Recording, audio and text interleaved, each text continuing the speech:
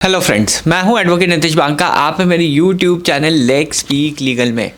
दोस्तों, कल मेरे पास एक क्लाइंट आए थे। वो एक्चुअली 2.5-3 साल से केसेस लड़ रहे थे और बहुत ही बड़े हमारे सब्सक्राइबर हैं, बहुत ज़्यादा एक्टिव हैं। और कई बार उन्होंने कंसल्टेशन भी ली थी, बट जो एक्चुअल केस है उन्होंने बाद में जो है मेरे हमारी टीम को इन्वॉल्व किया उस केसेस में। तो उनकी बहुत बड़ी प्रॉब्लम थी कि उनके ऊपर 50,000 रुपये महीना मेंटेनेंस बन गई थी और साथ ही साथ एरियर्स भी बन गए थे। तो कम से कम 20 से 30 लाख रुपए के एरियर्स उनके ऊपर थे, जो मैं बता रहा हूँ। और अगले महीने तक वो अगर पे नहीं करते इसको तो उनको जेल जाना पड़ता। सीधा सीधा ये केस था, बहुत बिगड़ा हुआ केस था। और जब ये केस हमारे पास आया तो ये इस स्टेट पे ये केस था। अब आप लोग ये कहेंगे कि कैसे जो है मेंटेनेंस जो है ख़त्म करें या कम करें, या बिल्कुल ही जो है हमें मिनिमम ही देना है या नहीं देना है बिल्कुल भी। कई लोग आपको एडवाइस भी करते होंगे कि मेंटेनेंस तो आपको देना ही नहीं पड़ेगा, वो हम देख लेंगे।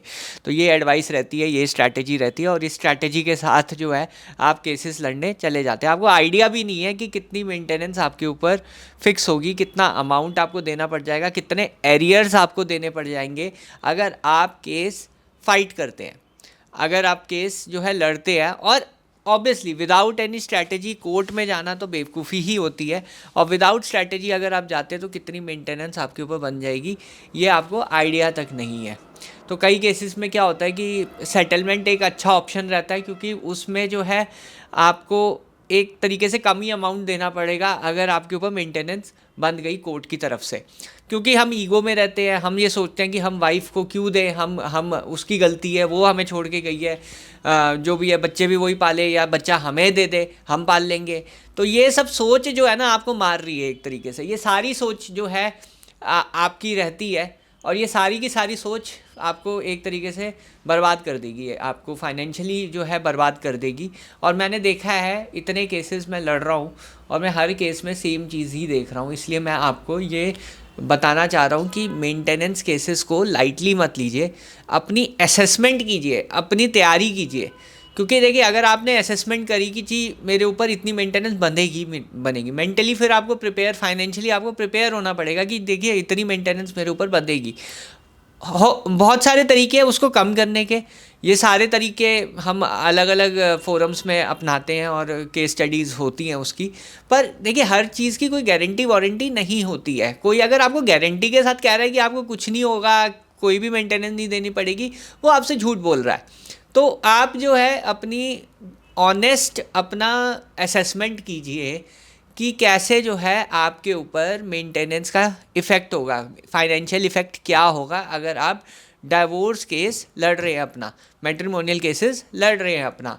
तो ऐसे केस में क्या सेटलमेंट करना बेहतर है या केस को फाइट करना बेटर है?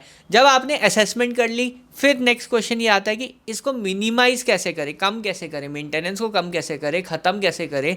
वो नेक्स्ट सवाल होना चाहिए आपका।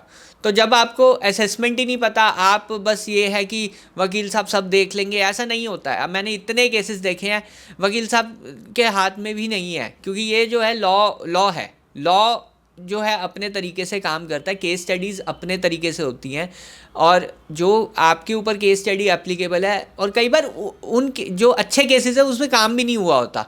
तो बहुत सारे केसेस ऐसे हैं जिसमें जो है गलत काम हुआ होता है, या फिर काम हुआ ही नहीं होता, ये भी एक पॉसिबिलिटी है। तो जो मैं आपको अपने एक क्लाइंट के बारे में बता रहा था, जो जिनके लिए कल हमने रिप्रेजेंट किया, उनको 3 साल बाद फाइनली मेंटेनेंस ऑर्डर पे स्टे मिल गया कल दिल्ली हाई कोर्ट से। पर जो डैमेज था 3 साल, 3.5 साल में इतना केस बिगड़ गया था कि उसको लाइन पे लाना जो है बहुत मुश्किल हो गया था। एनीवेज, आपके साथ ऐसा ना हो ये मैं कामना करता हूँ। और अगर आपको इसमें अवेयरनेस चाहिए, इसमें आपको बिल्कुल जो है ये पता रहे कि आपका केस किस कहाँ पे है, किस पोजीशन पे है, इसके लिए मैंने ये बुक लिखी है, मैं दिखा देता हूँ आपको। ये बुक है पे और फाइट। ये अमेज़ॉन पे अवेलेबल है, लिंक जो है डिस्क्रिप्शन बॉक्स पे मिल जाएगा। इसमें ये सारी स्ट्रैटेजीज़ हैं जो मैंने डिस्कस की हैं। आपको जो है मिल जाएंगी सारी की सारी स्ट्रैटेजीज़ कि कैसे जो है मेंटेनेंस ख़त्म किया जाए या कम किया जाए। चलिए आइए मुद्दे पे आ जाते हैं कि अगर सपोज़ आपके ऊपर मेंटेनेंस बन जाती है तो फिर क्या करें। देखिए पहले कोशिश ये कीजिए कि मेंटेनेंस बंद ही ना, उस लेवल तक पहुँचे ही ना जहाँ आप मैनेज ही ना कर पाएँ। तो मैनेजेबल लेवल तक लाने के लिए स्ट्रैटेजीज़ बहुत सारी हैं, बहुत ट्राइड एंड टेस्टेड स्ट्रैटेजी है आज तक हम अपना रहे हैं अपने लोगों के लिए, और ये सारी स्ट्रैटेजीज़ जो है मैं शेयर कर रहा हूँ आपके साथ। बहुत मेहनत से मैंने ये बुक लिखी है। अगर आप ये बुक को इग्नोर कर देते हैं ना, आई एम सॉरी, मैं बहुत आपके लिए जो है ना मेरे को बहुत चिंता हो जाएगी कि आप जो है अपने केसेस को लेकर सीरियस ही नहीं है, आप एक बुक तक नहीं जो है पढ़ सकते, तो फिर आप अपने केसेस में क्या ही काम करेंगे।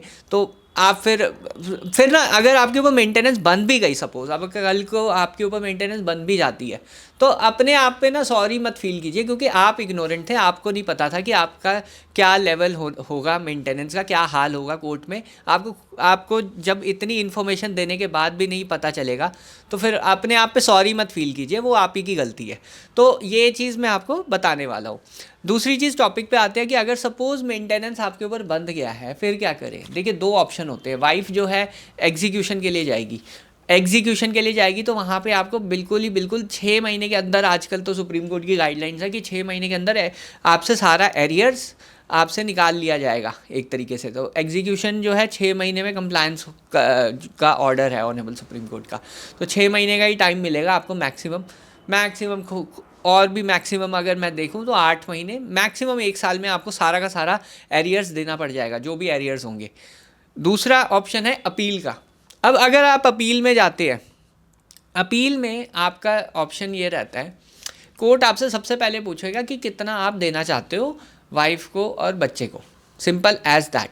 अगर वहाँ पे आप अटक गए तो आपको कोई स्टे नहीं मिलेगा, कोई रिलीफ नहीं मिलेगा। तो अपील में जाने से पहले आप ये सोच लीजिए आपको कितना देना है। जो मेंटेनेंस बंधा है जनरली 40 से 50% जो अमाउंट है वो आपको देना ही पड़ेगा, अगर आपकी अपील में भी सुनवाई अगर ढंग से और एग्जीक्यूशन पे आपको स्टे चाहिए। अगर आप वहाँ पे 50% तक नहीं दे पाते तो अपील में आपका मेरिट पे तो सुना जाएगा, पर उसकी कोई गारंटी नहीं है मेंटेनेंस कम होगी या ख़त्म होगी। बट अगर आपको रिलीव, उससे पहले एग्जीक्यूटिंग कोर्ट ही आपसे सारे के सारे पैसे निकाल लेगा, क्योंकि जब तक आप अपील में जाएंगे तो कोई फ़ायदा नहीं होगा अपील का, क्योंकि आप सारा का सारा अमाउंट दे चुके होगे वाइफ को।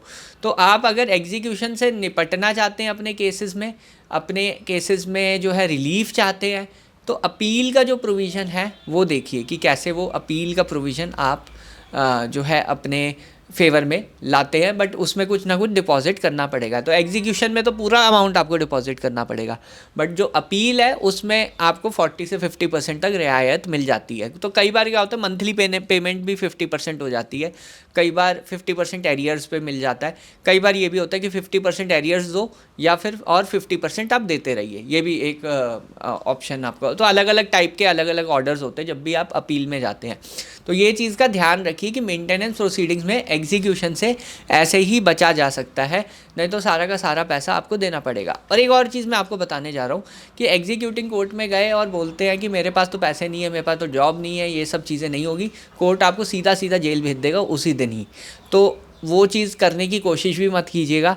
दूसरी चीज़, आप ये कोशिश मत कीजिए कि आप जो है नहीं गए तो अरेस्ट वारंट तुरंत ही निकल जाएगा या कंडीशनल वारंट होगा, और जब तक पूरी रिकवरी नहीं होगी तब तक आप जेल में रहेंगे, और वो जो मेंटेनेंस के एरियर्स हैं वो भी बढ़ते जाएंगे। और आप सोचते हैं कि जेल जाके मेरे एरियर्स ख़त्म हो जाएंगे, वो भी नहीं होगा, जेल भी जाना पड़ेगा, पैसा भी देना पड़ेगा। तो एग्जीक्यूशन से बचना बहुत ज़रूरी है। एग्जीक्यूशन से बचने के लिए अब मैं समराइज़ कर देता हूँ। सबसे पहले तो मेंटेनेंस कम रखिए, अपने आप को अवेयर करिए। दूसरा, सेकंड ऑप्शन आपका ये रहेगा कि आप अपील में जाइए, वहाँ पे कुछ डिपॉजिट करिए, स्टे लीजिए, अपील लड़िए, मेंटेनेंस कम कराइए। तीसरा, एग्जीक्यूशन में आप एक पेमेंट प्लान दीजिए। अगर एग्जीक्यूशन की जेल से बचना है आपको, तो एग्जीक्यूशन में आपको जो है पेमेंट प्लान देना ही पड़ेगा। पेमेंट आप प्लान दीजिए, जो भी आप जैसे भी आप देना चाहते हैं पैसा, कोर्ट को लगेगा आपके पास बोनाफाइड है, अरेस्ट वारंट नहीं लिखेगा। तो ऐसे जो है आप एग्जीक्यूशन की जेल से बच सकते हैं। तो ये चीज़ आप बिल्कुल ध्यान रखिए। ये सारी बातें मैंने आपको बताई है। बाकी ये बुक अगर आपको चाहिए तो जो डिस्क्रिप्शन बॉक्स है उसमें लिंक दिया हुआ है, उस पर आप क्लिक करके ये आज परचेज़ कर सकते हैं। Thank you very much.